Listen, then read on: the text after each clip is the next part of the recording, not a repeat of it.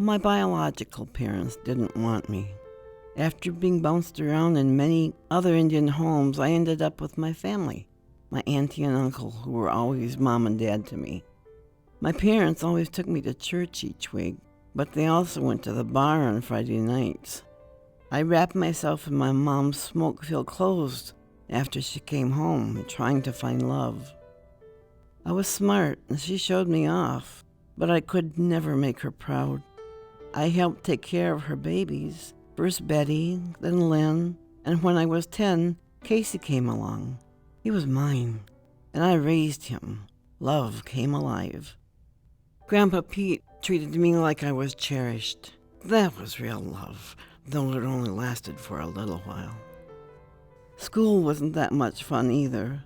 I lived on the fringe of society because my skin was so brown. I graduated when I was 16 and went to beauty school. Mom and I always had a stormy relationship, and one day when I was doing someone's hair, my mother said to me, "I don't want to see you again or talk to you. If we see each other on the street, cross over to the other side."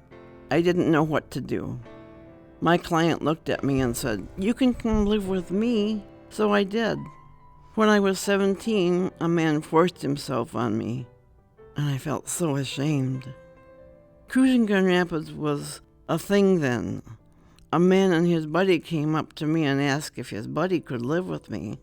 I didn't see why not, so I said okay, if he stayed on the couch.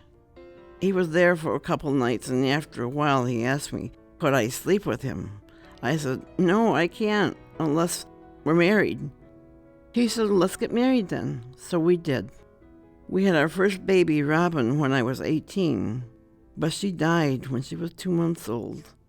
I was at work, and she was with a babysitter. I don't know what happened. I felt so empty and alone, I just didn't care anymore. 2 years later, Rachel was born, my little diamond star. She brought joy back into my life. 2 years after that, Trina was born, another shining star.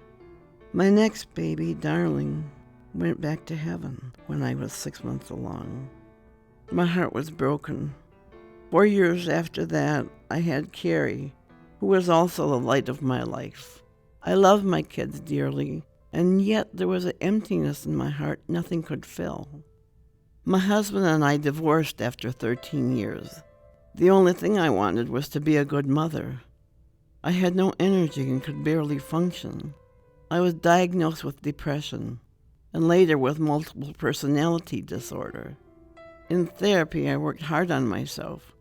I started breaking down the walls and embraced Helen as a whole person with a regular life. I didn't realize there was healing for my mental illness. There is help.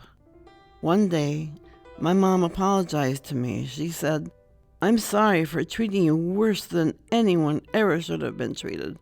I do love you." I realized she loved me the best she could, and I forgave her. In my 50s, I got tired of life and attempted suicide 3 times.